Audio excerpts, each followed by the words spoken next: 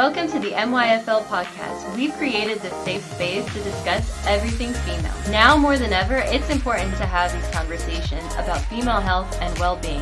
And what better time to establish healthy habits than when girls are young?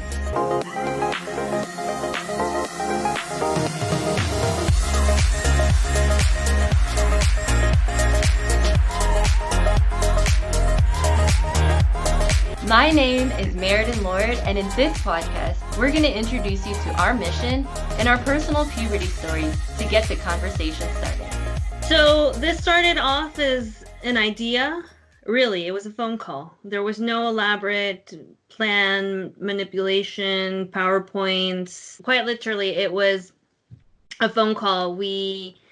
I had just come back from shopping for the third time, I think it was, with Valerie, trying to get some bras that would actually fit her, because what happened was that I went in and I bought her a bra. She started popping out. So we went and we bought a sports bra. That didn't help. It was uncomfortable. Went back to another store. And anything that was her size, because she's not super petite, was not really age appropriate. And then 2 weeks later, that one didn't fit. And then it was another struggle. So I called her on my way back and I was like, gosh, I wish that there was a company that would offer a subscription service for girls going through puberty. That way I know I can pick and choose as it's needed. And I said, I did my research. I can't find anything like it, at least not for preteens, like going into puberty. There's already things for teens, but not really preteens. And it was dead silence, crickets. And then she's like, that's a great idea. I'm like, yeah, I know. It's a great idea, but there isn't a company like that. No. It's a great idea. I'm like, I get it. Yes, I know. She's like, we should do it. Huh? That's how my Florette started, with a, it's a great idea, and a huh at the end. And here we are, working together, creating something big for you guys. The idea behind it also was, one, to make it convenient for parents to get products for their kids, but also the more conversations that we had, the more we realized that there wasn't a dialogue. There wasn't a dialogue, a conversation. There was still so much stigma attached to puberty, to growing up, to periods, to just being a girl in general. Yeah, to just being a girl in general.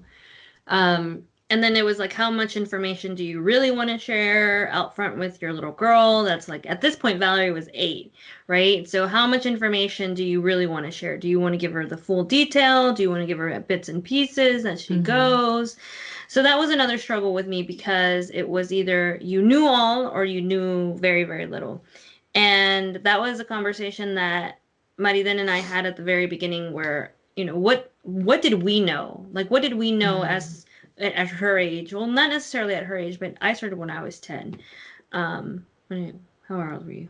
13. I was 13 when I got my period. But I think I started developing at like 9 or 10. Yeah, around there too. Yeah. I was 9, and then I started my period at 10. I was in 5th grade for sure.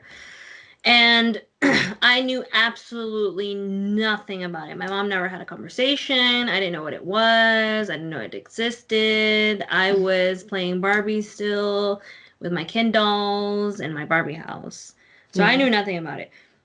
And I didn't want Valerie to have the same experience that I did, where she knew nothing about it. And then one day she goes to the store, tries on these white pants, takes the white pants off, and then there's blood on them. So you're saying that was your experience? That was my experience, yeah, for sure. And then, of course, I was traumatized. My mom was on the other side, and then I screamed bloody murder. I'm like, I'm dying! There's blood coming out of my pee hole. And we immediately go home, and I'm freaking out. And my mom, all she does is she's like, oh, you're starting your period. Here's a pad, put it on. You're going to need this every single time. Change 1 or 2 hours. And if you miss a period, that means you're pregnant. Mm-hmm. That was it. I was like, okay, cool.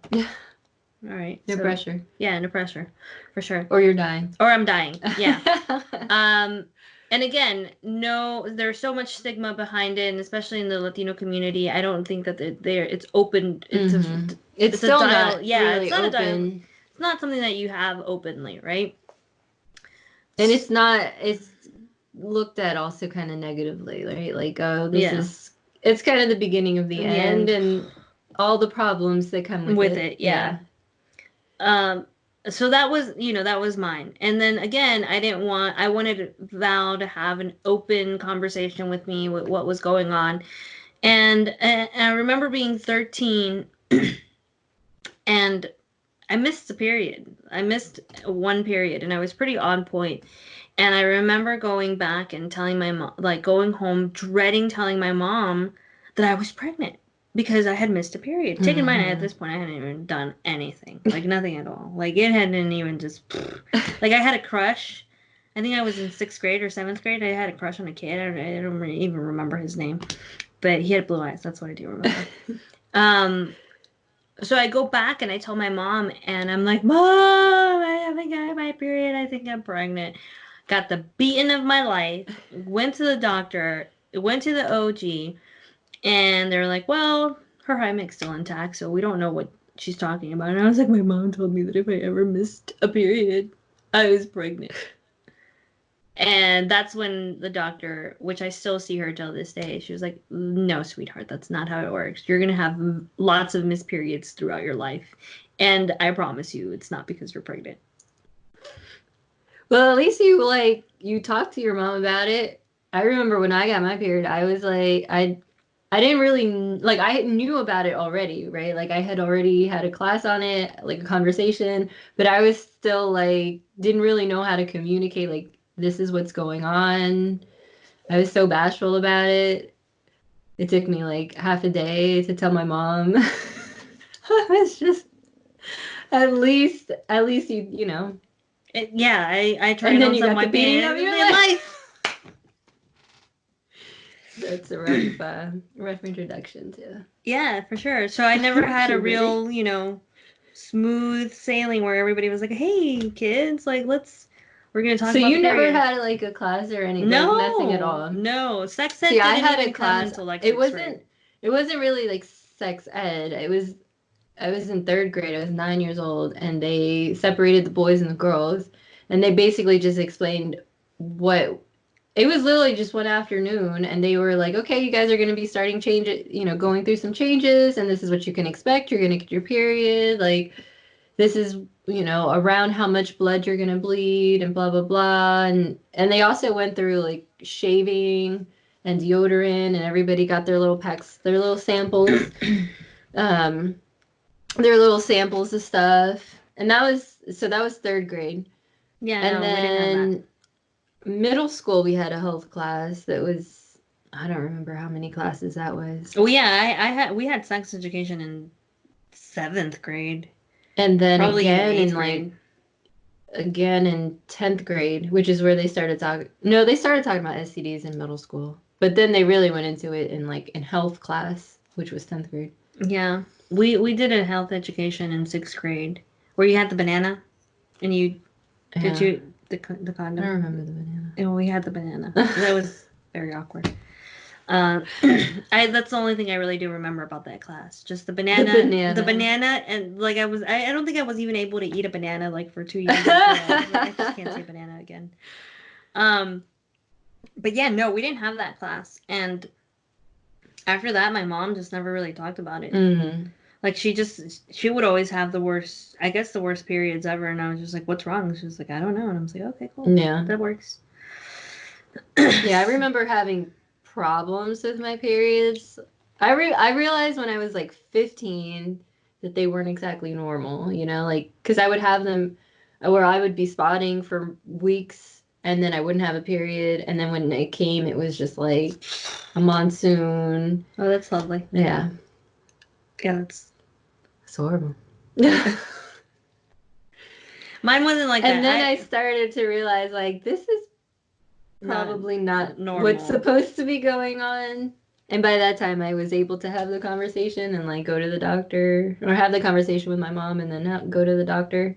Well, see, mine was always like, I remember always getting it on the 10th at night. So I knew like on the 10th I would sleep with a pad, and that would be it, right? Because I knew.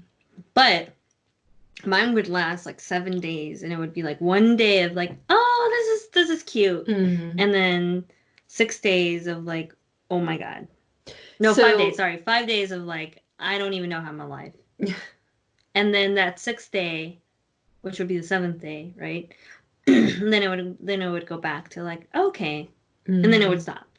So it was like that my entire life, even like after I had kids. So at what point did you make the connection between like your period and your menstrual health and your body and like just your overall, like how it was linked to your overall health and well-being? I honestly didn't make the connection. I was 24, 24, 25. Maybe I was 24.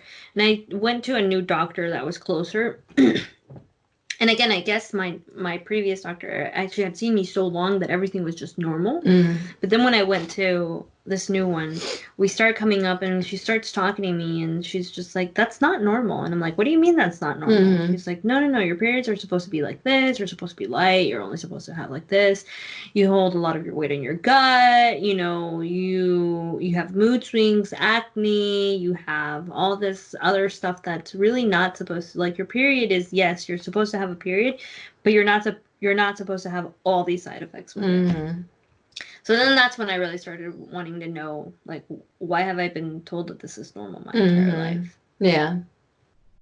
Why they don't tell you as a teenager, like, if you see this going on, then yeah. Talk to your mom, talk to your guardian. Well, when I went to, I remember, I think when I was 18 or 19, I went to I guess my family doctor, because at that point it had been going, you know, my period problems had been going on for so long. And she was like, oh, it's normal. Like, here's the pill. Like, it happens. Like, don't worry about it. Just use the pill and, like, it'll normalize it or, like, regulate it. And it wasn't until I was 23 that when I got the diagnosis of PCOS, that's when I realized, like, oh, because I wasn't taking the pill regularly because I didn't understand what it all meant. Yeah, like how it was going to help me. So I was taking it really irregularly, and then I was having, you know, all kinds of other issues that come with PCOS. Yeah. And then that's I got another podcast. That's a whole another podcast. We'll explain what PCOS and polycystic ovarian syndrome. But we'll go into detail of what it is. And that was also the bond also that brought us both together and wanting to start this also as a company, because we both suffer from PCOS. We both have different... We manage it. I don't like to use the word suffer. Suffer? Okay. So we both live... We manage it. We both have PCOS. Yeah. We both have different degrees of different. What is it? Is it called I thought it was variations? Variations. I don't know. No, degrees, variations, whichever word you want to use. Yeah. For it. And we both deal with it differently because of our variations. So I didn't learn about that until I was 23. I was 24. And how the pill affects that. Definitely. And how having PCOS affects me. Now, by no means are we doctors, right? So if you do But we will have doctors on the show. Stay tuned. Yeah. But if you do feel that any of the things that we're talking about, please feel free to ask, and we will be more than happy to recommend you somebody in your city or talk about it a little bit more. But just wanted to throw that. We will have Dr. Gersh joining us to talk more about menstrual issues and puberty from a medical standpoint. So please stay tuned to watch the podcast with her. It's coming up. That's going to be, I think, our third podcast after this one. But yeah, it was 23 when I started to understand it. I was 24 when I knew about it. And I think it took me a good 2 years to understand. Yeah. And even when we went to that conference, there was still a lot of things that we didn't We learned know. about, yeah, like That we were, metformin. yeah, metformin. I was stuck on metformin. Yeah, that's another one. Metformin, That's on our PCOS podcast one. well, it touches on like hormone disruptors, which the pill is also a hormone disruptor, but they don't really explain that to you. Especially if you have PCOS. Um, But in a nutshell, that's really the idea came behind my struggle as a mom. As a mom, my problem of finding quality products that fit a girl. You didn't want to give Val cheetah print bras? No. That wasn't cheetah print bras moms? That's not cool? No, not cool. Sure? Yep. Yeah, no. So that was one of the reasons, again, I didn't want to take away her innocence. Or at least as me as a mother, she was going through this at 8, right? I didn't want her to lose or to feel that she was weird because she was starting. So I still tried to keep that innocence in it, right? Which I think a lot of moms will agree that if your daughter is starting at such a young age, the last thing that you want is to have your daughter like go to sleep and then one day she's a teenager, right? Mm-hmm. Or a meenager, what I want to call it. And that's another podcast too. She's becoming a pre-meenager, a teenager that's meenagers. So I didn't want to do that. I wanted to give her content information that she could understand at her age.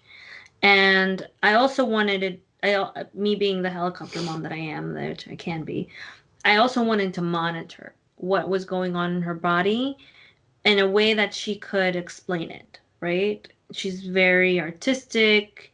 So whether it was like, do you want to play on a game and tell me what's going on? Do you want to draw about it? Do you just want to share your 50 emotions and cry it out? That's cool. I was there for that. That happened. So that's what this company was really based on. It was based on the foundation of providing quality products that are for girls, that are fit for girls. And also to help parents understand the process and to get information about it. Get information and feel more comfortable learning to communicate and engage with kids. To get accurate information, because there's a lot of bad information out there. And just to help girls develop to become their best. Because we were all there. Yeah. Pre-internet. How do you think the Instagram she doesn't have it or hurts? No. I refuse. But there are a lot of kids on Instagram. Absolutely.